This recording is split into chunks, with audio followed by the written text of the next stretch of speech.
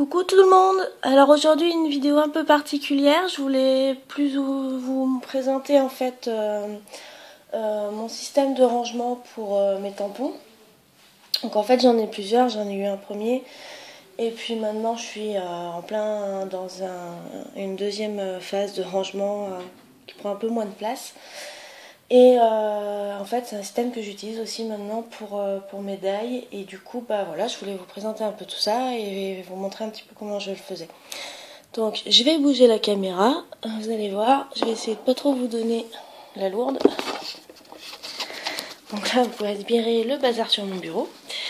Alors du coup je vais commencer donc en vous présentant mon premier rangement tampon. Donc à savoir que j'utilise presque exclusivement que des tampons clear. J'ai un tampon bois. Voilà, j'en ai juste un seul.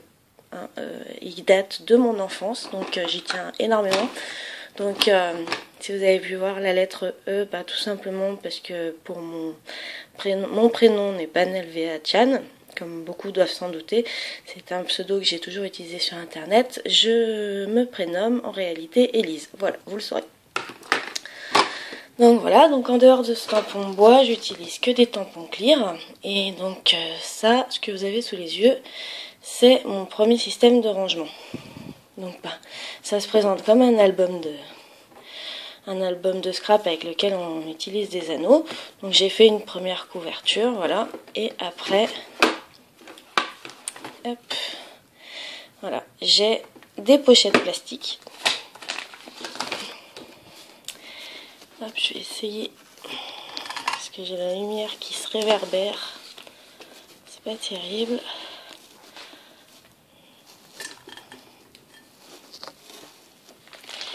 Donc voilà, donc j'ai un système où voilà, j'ai tamponné mes tampons sur du Bristol blanc A5 et en fait je coupais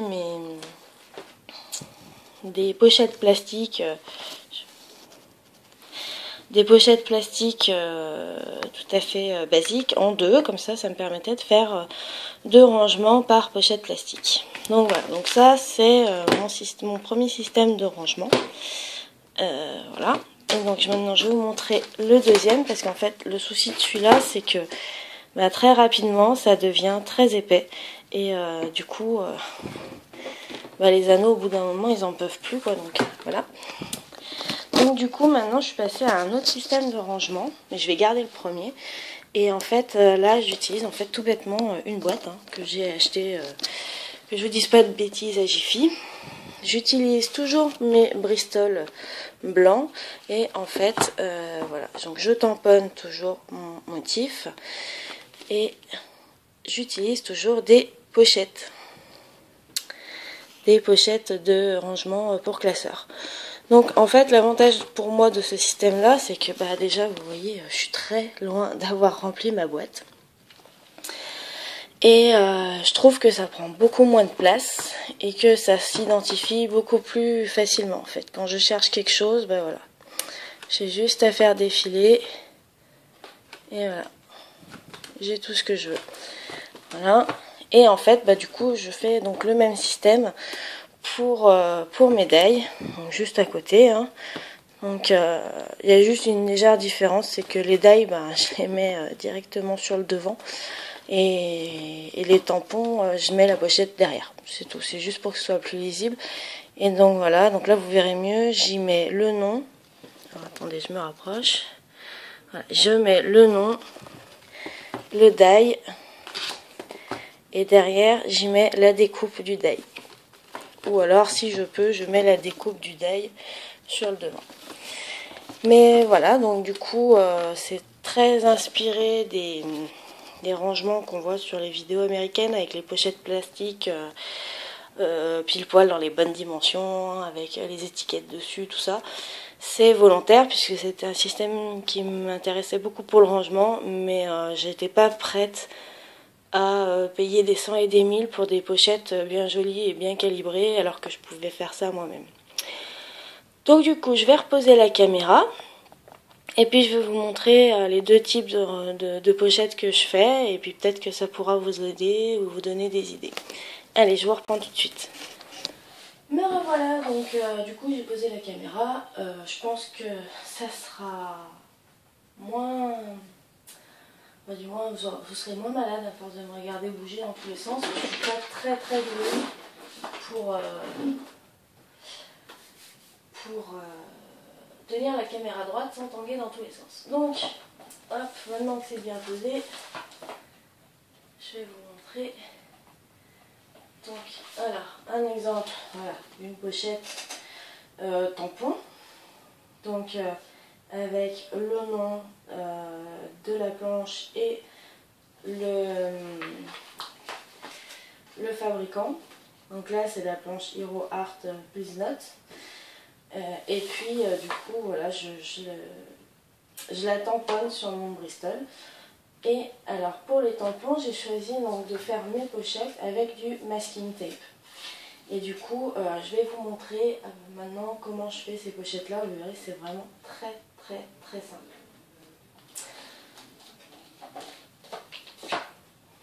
Alors, pour mes pochettes,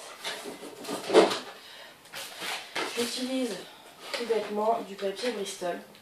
Voilà, là, on sort les deux.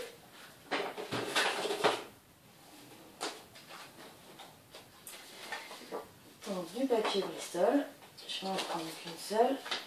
Hop, je vais choisir alors un masking tape.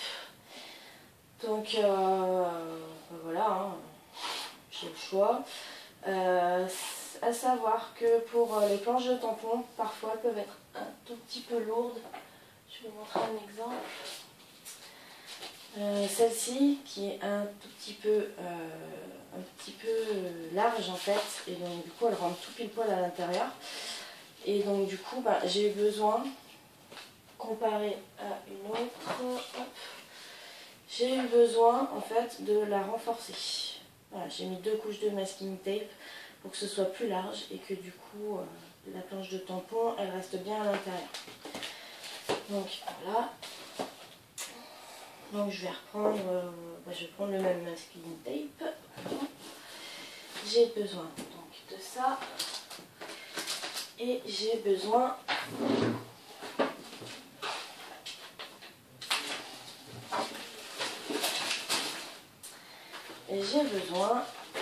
d'une feuille plastique de classeur. Je ne sais pas si vous allez bien voir vu que c'est transparent. Mais... voilà. Donc, ma feuille, je vais m'occuper d'abord de ma feuille plastique.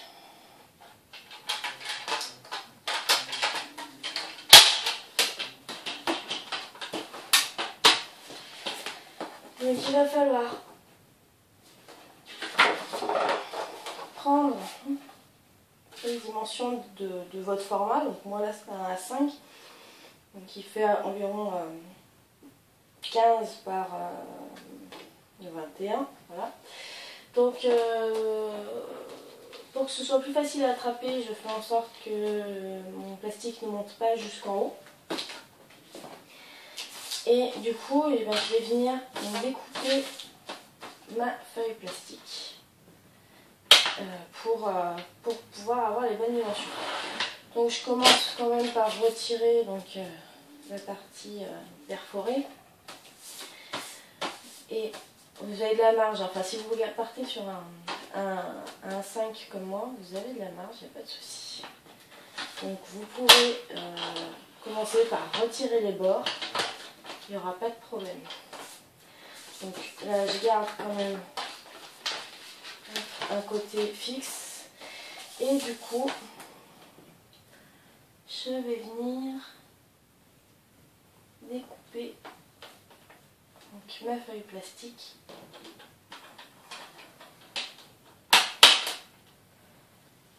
Mon lessico n'est pas spécialement droit en fait. Donc, bref. Hop. Et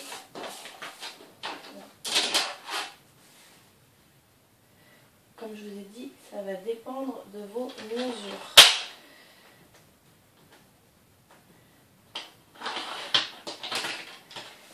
Voilà. Donc, ce qu'il y a d'économique dans mon système, c'est que finalement dans une pochette plastique de classeur, alors là j'avais pris du joli plastique, hein, on n'est pas obligé non plus. J'ai commencé avec des restes et des choses toutes jaunies que j'avais récupérées de mes anciens cours. Et donc en fait le principe c'est que dans une pochette je fais 4 découpes de plastique, donc du coup je vais pouvoir faire 4 pochettes de rangement. Donc mon plastique il est coupé. Voilà. Donc j'ai pris une feuille plastique que vous voyez sûrement pas, vu que c'est bien transparent. Et maintenant, bah, j'ai envie de vous dire que, oulala, ça n'a rien de bien compliqué. On prend donc le masking tape, voilà, et à peu près la moitié donc, sur la partie basse de mon Bristol. Hop, des ciseaux. Donc, ça reste du masking tape, hein, mais je vais prendre du ciseau pour les prochaines fois. Donc j'ai posé mon masking tape, je retourne ma feuille, je prends ma pochette plastique en enlevant bien toutes les impuretés qui ont pu s'y coller dessus, surtout dans la face intérieure. Je la plaque bien sur ma feuille Bristol et je rabats mon masking tape dessus. Donc c'est là que si vous avez une planche de tampon qui est un petit peu hors norme, vraiment qui fait la taille de votre format ou ce genre de choses, bah pour éviter que ça se déchire, se décolle, ce genre de choses, il faut venir mettre une couche supplémentaire de masking tape. Donc là j'ai bien commencé par la partie basse, ce qui fait que ma pochette elle est fixée. Il ne me reste plus qu'à venir en mettre sur les côtés. Et comme je vous disais, j'avais besoin du ciseau pour faire quelque chose de propre et de régulier.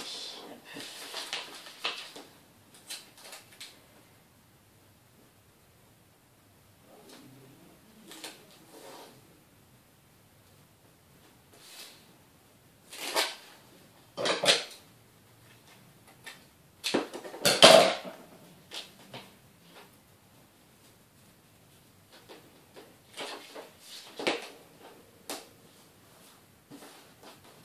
Voilà.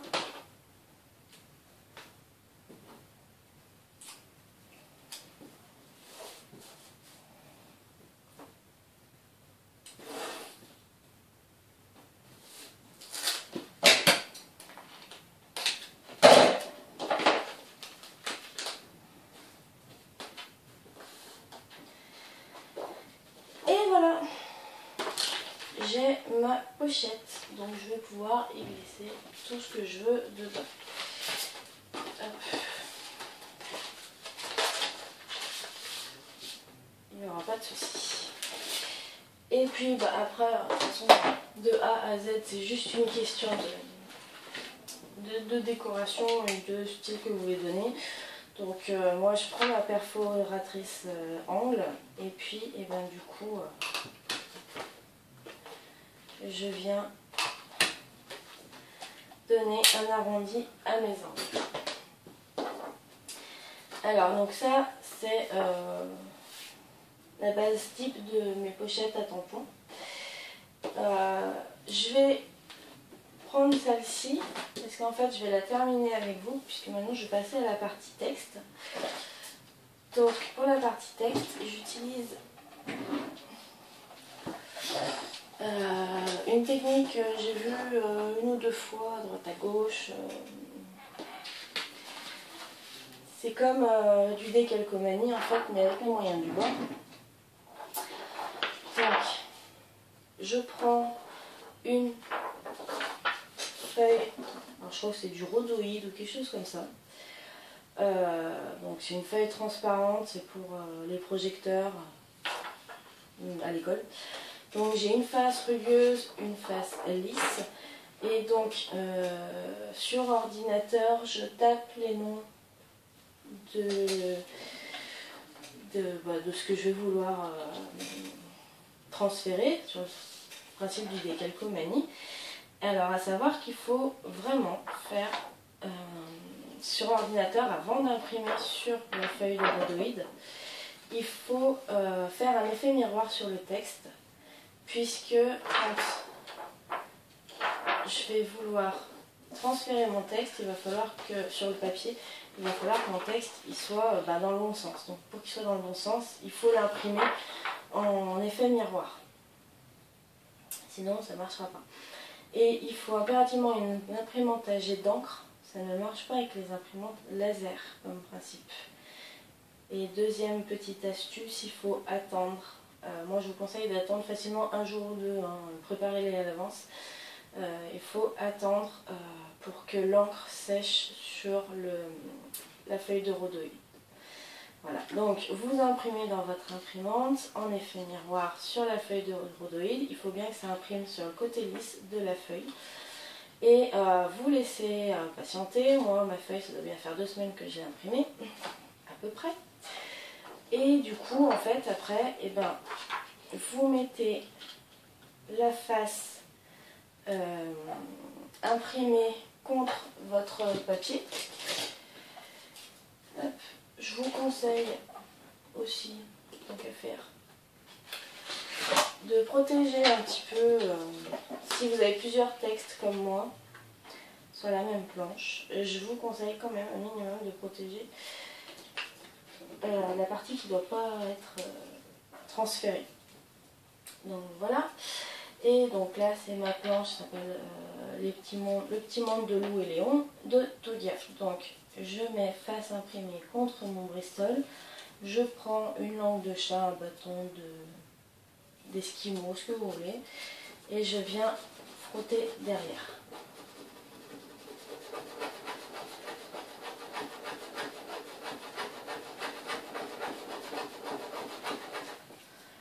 Voilà, j'ai bien frotté. Je retire ma feuille. Et voilà, j'ai transféré le titre de ma planche de tampon sur ma pochette. C'est une technique qui est vachement facile à faire. Elle prend un peu de temps puisqu'il faut laisser sécher, mais en soi, elle est vachement pratique. Par contre, je vous déconseille fortement de l'utiliser pour des motifs pleins. Moi, j'utilise pour le texte, mais c'est tout. Parce que le motif plein, ça fait des taches, l'encre elle réagit mal, enfin bref, c'est pas terrible. Mais enfin, vous pouvez essayer. Hein. Peut-être que c'est mon imprimante aussi qui a une encre qui est pas terrible. Donc voilà, donc ça c'est mon système à moi de rangement pour mes tampons. Et du coup, même s'il n'est pas du tout novateur, mais enfin, il permet vraiment de pouvoir sélectionner facilement et rapidement les motifs qu'on cherche en fait. Voilà, donc moi je trouve ça plus pratique que ça, parce que ça, je pense que même si c'est beaucoup plus joli en soi, ça prend beaucoup plus de place. Voilà, et du coup je vais vous montrer une petite variante pour mes médailles de découpe pour la Big Shot. C'est que du coup pour les tampons j'utilise le masking tape pour tenir ma feuille transparent. Pour mes die, je couds la feuille transparente. Je ne sais pas si vous allez bien voir en fait. Je couds en fait ma feuille sur mon Bristol. C'est ma petite nuance à moi. Après, je pense qu'il y a 150 techniques différentes possibles. Donc du coup, allez-y, hein, lâchez-vous les filles, parce que vraiment, on peut vraiment faire comme on a envie. Donc là, je vais en faire un avec vous pour les die. Donc en fait, c'est mes die de chez Marianne Design. Donc c'est des flocons que j'ai acheté cet hiver. Et en fait, je les avais jamais rangés.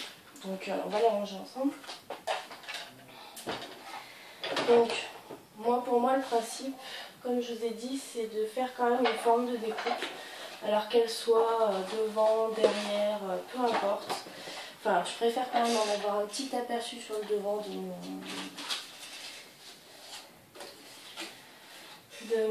de ma pochette, histoire de ne pas devoir toujours retourner pour voir les faits, les dimensions, tout ça. Mais bon, après on fait un peu comme on peut. Donc, hop là. Je vais faire dans ce sens-là. Et donc du coup, je prends mes dailles.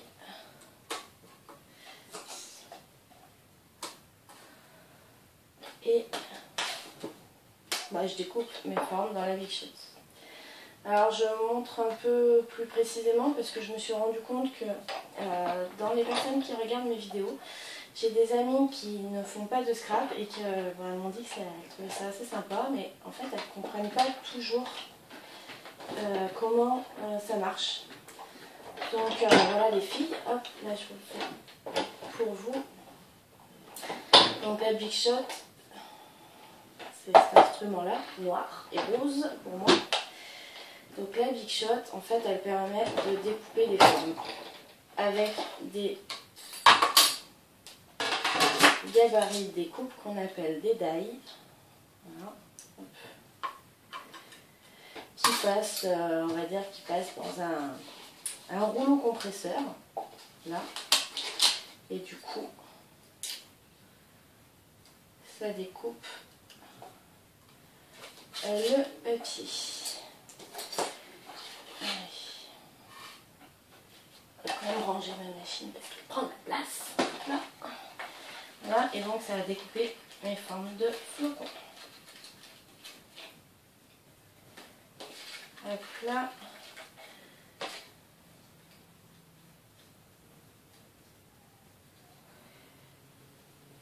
Et hop là. Je vais juste allumer un peu plus histoire que vous voyez mieux. Du moins le temps que la lumière s'active, il y en a pour un petit moment. Et donc voilà. Donc j'ai mes formes de découpe, mes formes découpées plus exactement, que je vais venir en fait tout simplement coller sur ma pochette plastique. Donc l'avantage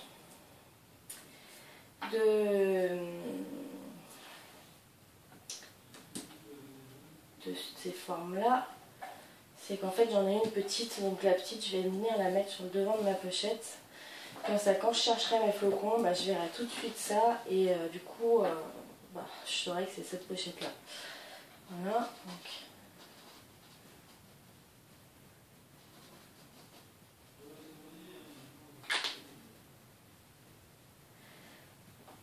je suis venue coller avec mon stylo colle. Là. Mon flocon.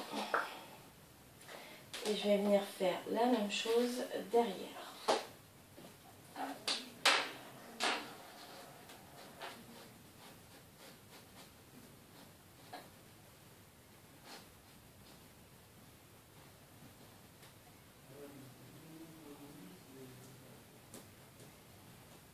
Alors je viens quand même coller à l'arrière toutes les formes de médailles. D'une certaine manière, c'est un petit peu une façon de ranger et de savoir exactement ce qu'il y a à l'intérieur. Même si je ne mélange pas les différentes formes ensemble ou ce genre de choses. Et puis ça me permet aussi des fois d'avoir une idée précise de la taille des découpes. Et du coup, parfois ça peut servir quand même. Quand la découpe est trop petite ou trop grande, au moins on s'en rend vite compte. Donc voilà. J'ai collé mes deux autres flocons et mon petit flocon là-haut. Je vais revenir chercher donc mon brodoïde qui est imprimé. Du coup, il faut bien que je l'imprime. Enfin, il fallait bien que je l'imprime celui-là aussi. Hop là. Je viens protéger. Alors, il a un nom tout à fait bâtard. Celui-là, c'est donc la collection, c'est de Marianne Design. Et alors, j'ai pas trouvé de nom, mais je trouve un numéro, c'est LR 123. Donc, je viens appliquer mon transfert, mon décalcomanie. Et voilà, j'ai mon petit nom appliqué sur ma pochette de rangement. Et du coup, j'ai plus qu'à y mettre mes petits die à l'intérieur. Alors vous me direz que voilà, les die, s'ils sont tous au même endroit, il y a des risques qu'ils se choquent et que éventuellement qu'ils s'abîment. Je pars du principe que dans la façon dont ils sont rangés, il n'y a pas réellement d'appui dessus. Donc ils ne vont pas volontairement tout seuls venir